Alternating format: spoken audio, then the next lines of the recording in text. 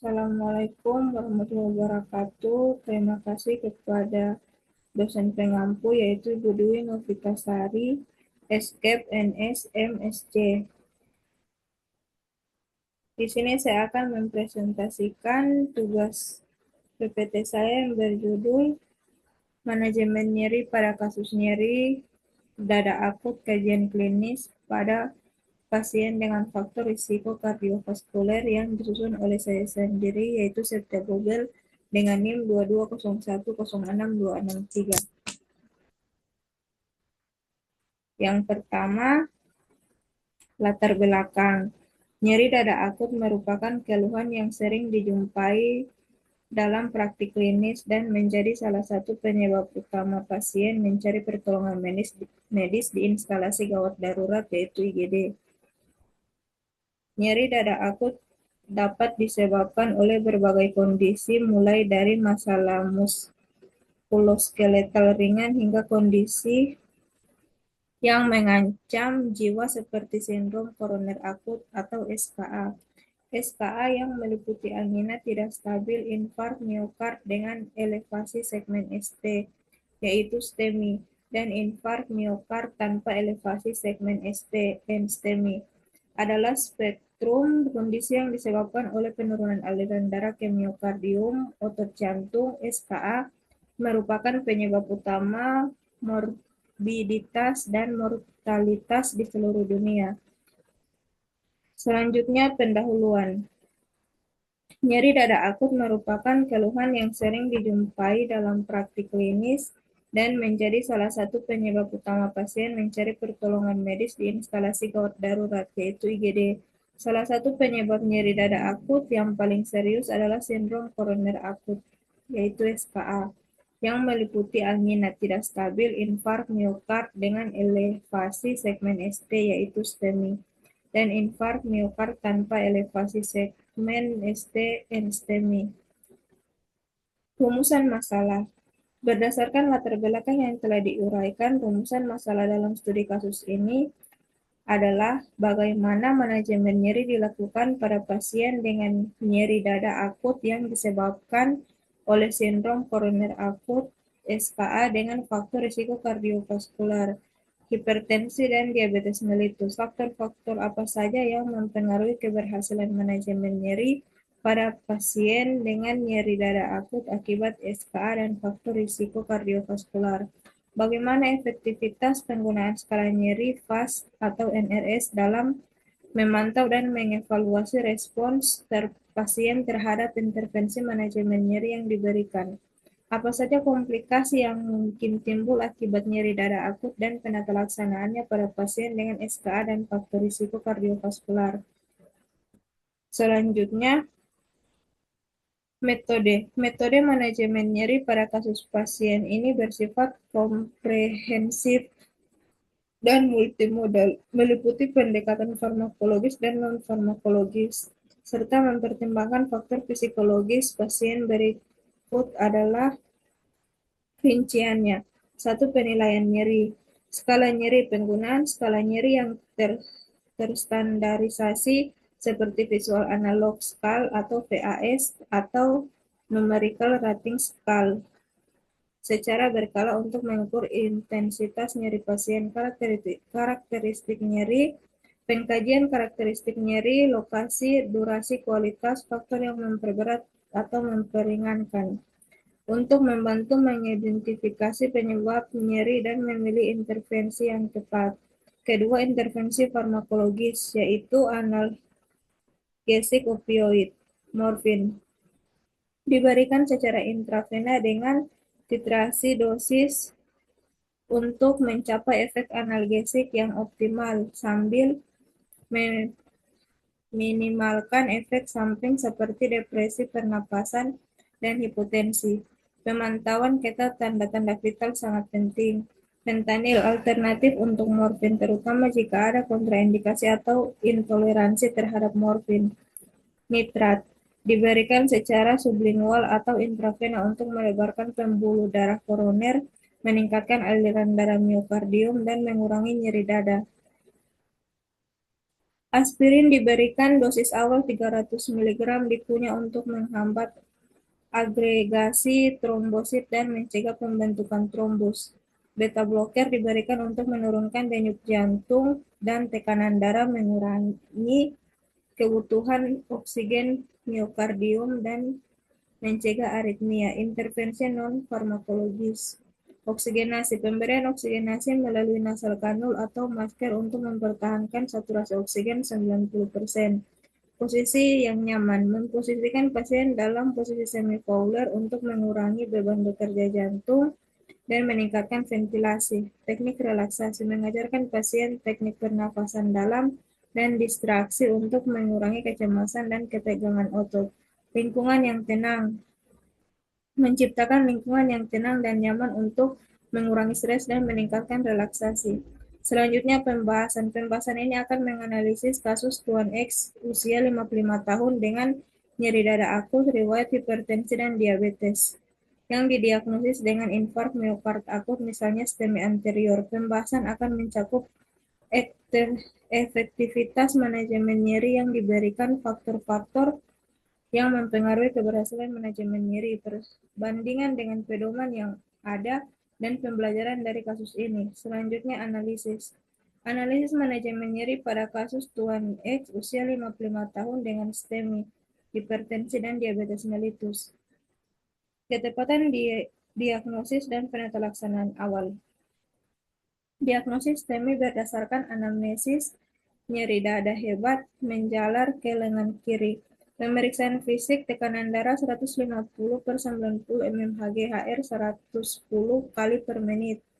Dan hasil EKG elevasi segmen ST di LED V1 sampai V4.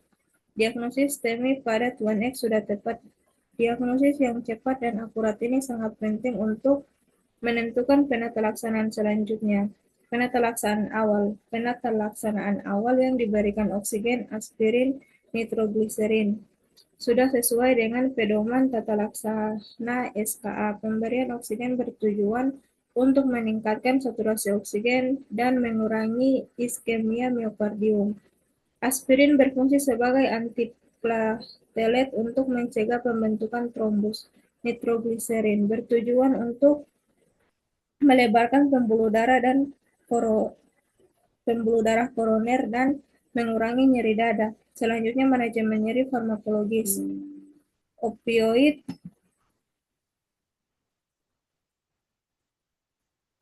morfin atau fentanyl. Penggunaan opioid untuk meredakan nyeri dada pada pasien Tuan X adalah tepat.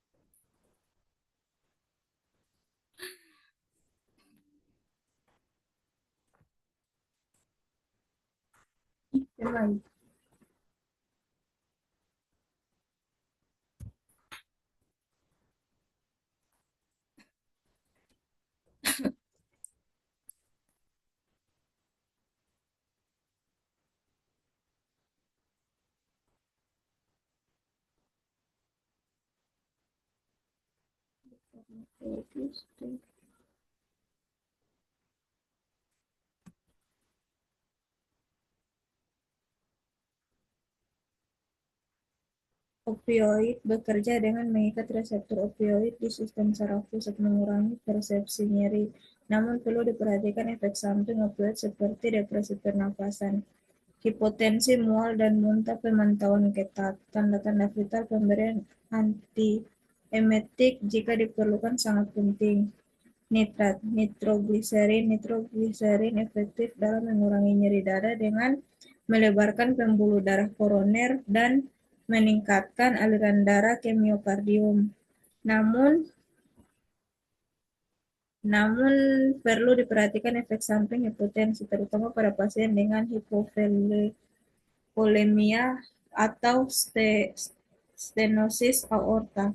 Kontraindikasi nitrogliserin meliputi penggunaan inhibitor dalam 24 jam terakhir. Beta blocker, pemberian beta blocker misalnya metoprolol atau bisoprolol bertujuan untuk menurunkan denyut jantung dan tekanan darah, mengurangi kebutuhan oksigen miokardium dan mencegah aritmia. Namun perlu diperhatikan kontraindikasi beta blocker seperti bradikardia, hipotensi, gagal jantung akut, dan blok AV derajat tinggi. Hasil perubahan intensitas nyeri. Penggunaan skala nyeri FAST atau NRS secara berkala menunjukkan penurunan intensitas nyeri setelah pemberian analgesik opioid, morfin, atau fentanyl. Catat perubahan skor nyeri sebelum dan sesudah intervensi. Misalnya skor nyeri Tuan X sebelum pemberian morfin adalah 8 pada skala NRS dan menurun menjadi 3 setelah 30 menit pemberian morfin. Respon terhadap analgesik. Pasien melaporkan adanya penurunan nyeri setelah pemberian analgesik. Catat dosis analgesik dan yang efektif dan yang meredakan nyeri pasien. Perhatikan efek samping analgesik yang mungkin timbul, misalnya depresi pernafasan, hipotensi, mual, muntah. Kesimpulan.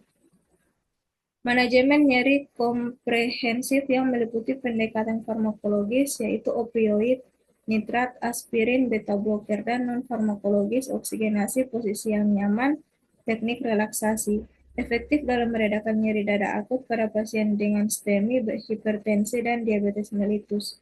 Intervensi cepat dengan primary PCI sangat penting untuk meminimalkan kerusakan miokardium dan meningkatkan prognosis pasien. Pengelolaan komorbiditas, hipertensi, dan diabetes mellitus secara optimal juga berkontribusi pada keberhasilan manajemen nyeri dan pencegahan komplikasi. Pemantauan ketat terhadap tanda vital, EKG, dan pemeriksaan laboratorium serial, serta evaluasi nyeri menggunakan skala nyeri yang terstandarisasi sangat penting untuk menilai respon pasien terhadap terapi dan mendeteksi dini komplikasi.